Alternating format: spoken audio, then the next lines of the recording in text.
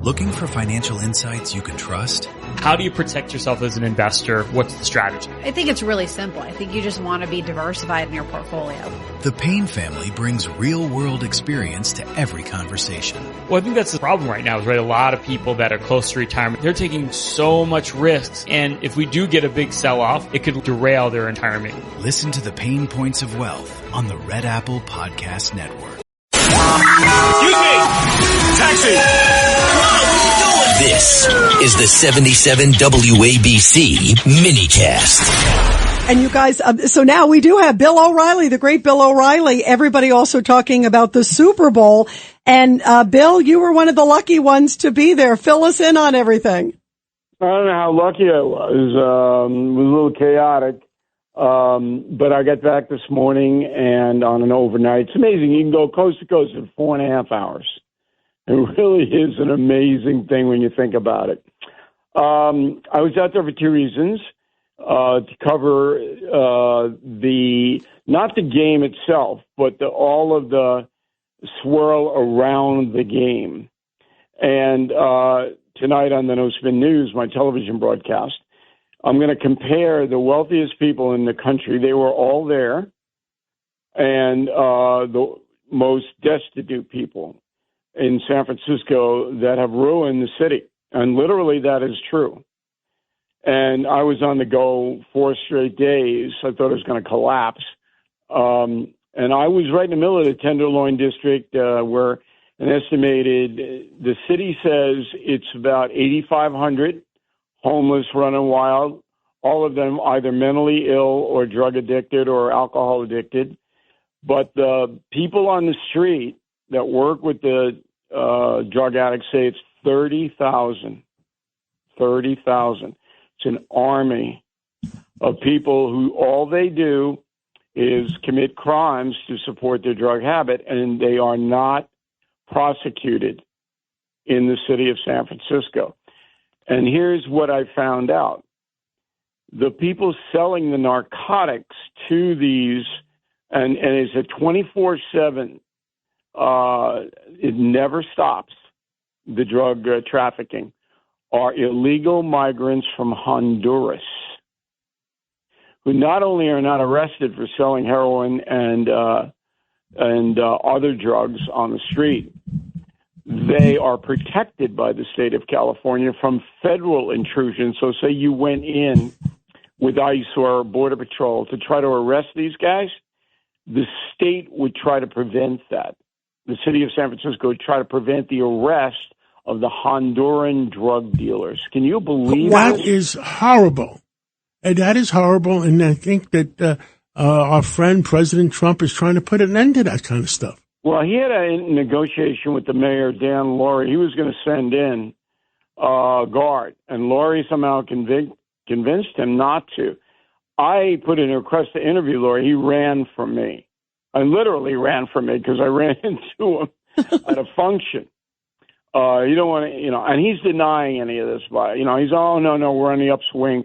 More than $1 billion has been spent on this problem in the last 3 years. Can you imagine this? And it's worse now than ever.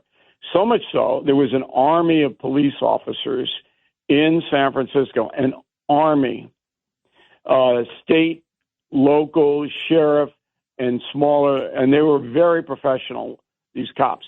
And I talked to plenty of them. And when I raised the figure, how come you're allowing open drug dealing with dangerous substances? Fentanyl is the drug of choice now. And these addicts, they don't care whether they die. And they just said, if we arrest them, no one will prosecute them. So that it's not worth us putting them in the car and driving them to the police station for booking. Wow. Because they'll be thrown out right away. And we're talking about people who openly, they're not hiding this. And then I took a ride 2 miles away from all of this Tenderloin stuff. That's where it's centered. But it's in Oakland, too. It's 2 cities, not just one, to Nancy Pelosi's house.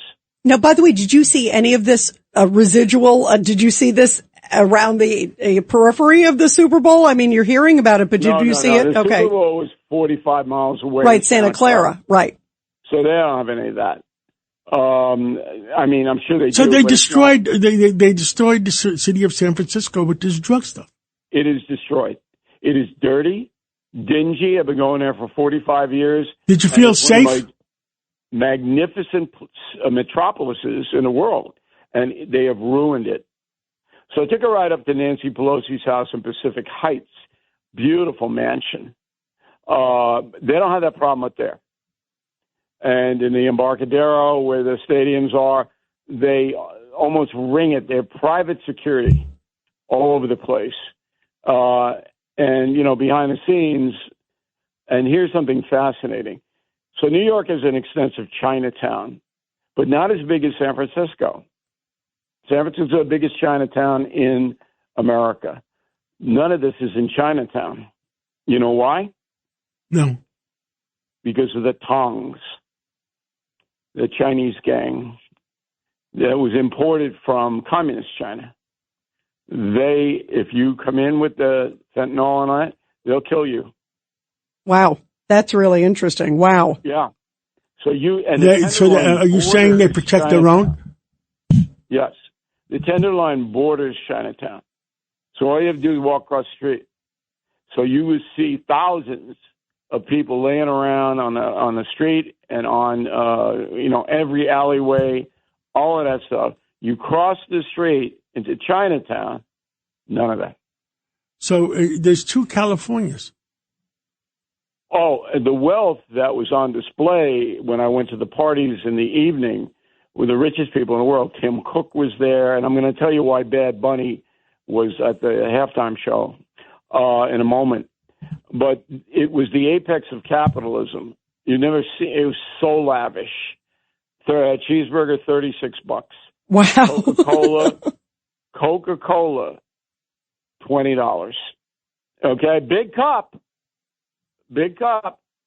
2 scrambled eggs, $22. So it was, and then I walk out, and maybe a mile away, it's Calcutta, India. Depravity is unbelievable.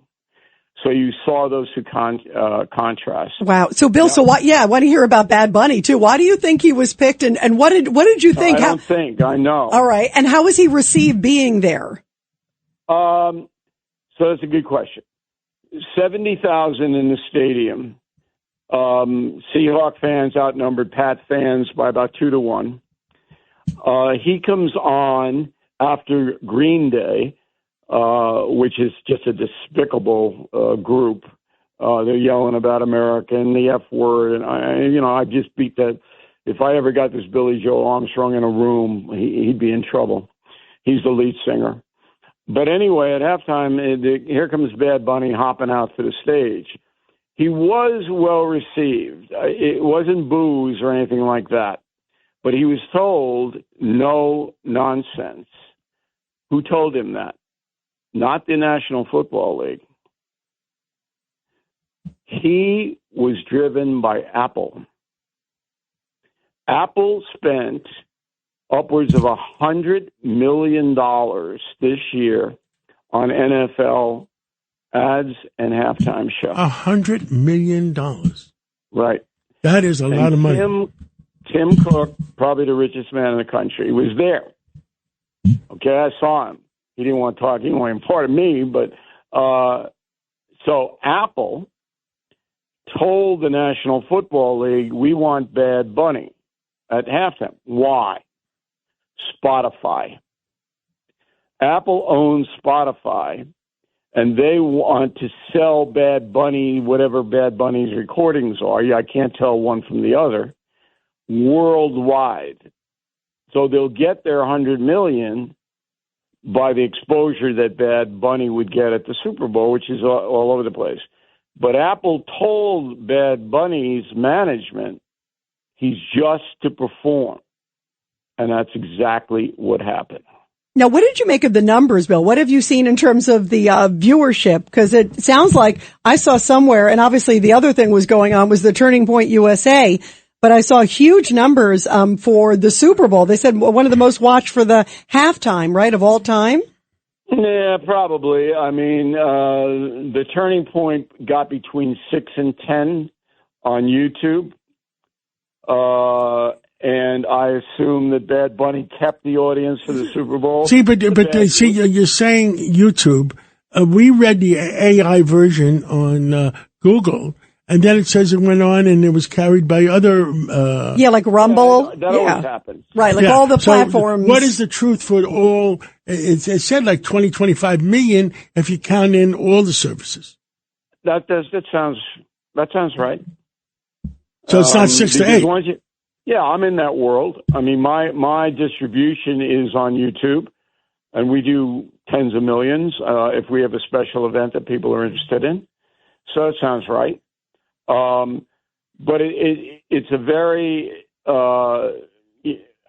this is as I said, the apex of capitalism was on display. But people don't really understand what they go Bad Bunny, blah. Why is it? They're blaming Goodell. Goodell didn't have anything to do with it.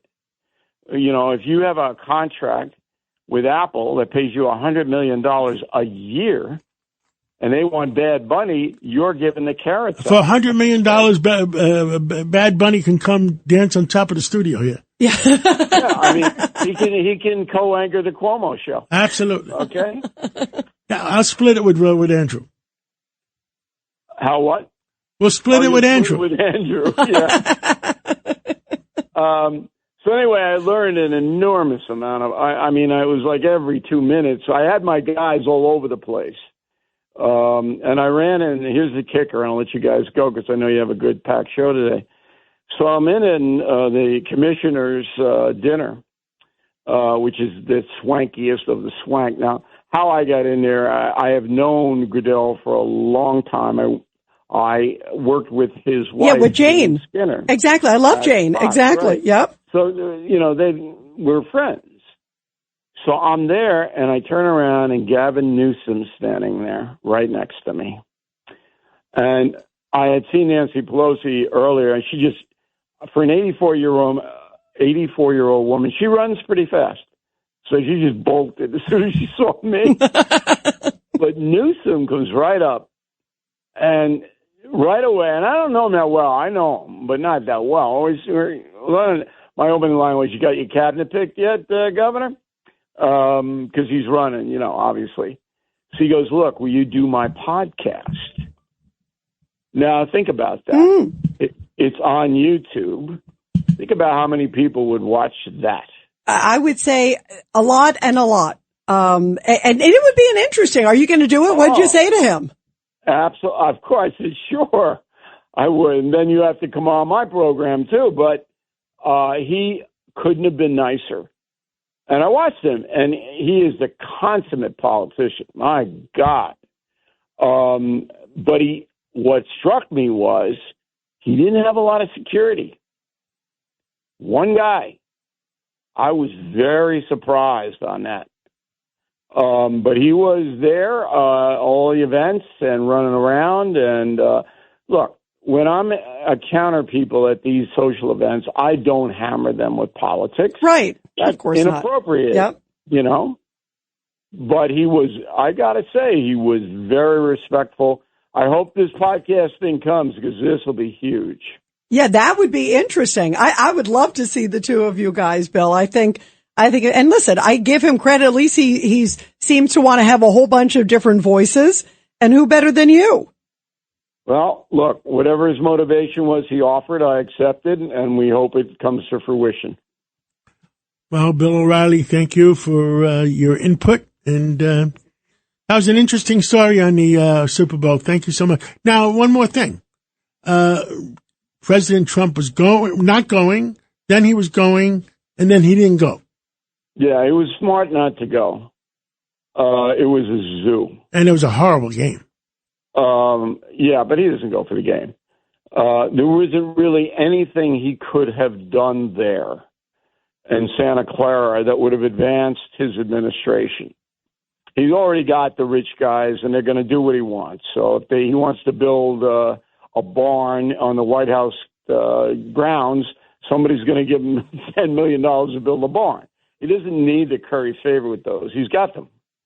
And then the folks, it was way too expensive to go for the progressive left or the kooks that are running around Minnesota. They can't go to this. I mean, it's so expensive. Top seat on the secondary market is $35,000 to see that game. Wow. I would have demanded my money back had I paid that. How much did you pay, Bill? What? How much did you pay? The corporation paid. I was a mercenary on this one, John. All right, okay. Well, Bill, thank you very so much for taking us inside. Awesome. Thanks for having me on. I appreciate it every week. Oh, we love it. We live love long it. and prosper. Thank you so much. Bye. Looking for financial insights you can trust? How do you protect yourself as an investor? What's the strategy? I think it's really simple. I think you just want to be diversified in your portfolio. The Payne family brings real-world experience to every conversation. Well, I think that's the problem right now is, right, a lot of people that are close to retirement, they're taking so much risks. And if we do get a big sell-off, it could derail their retirement. Listen to the Pain Points of Wealth on the Red Apple Podcast Network.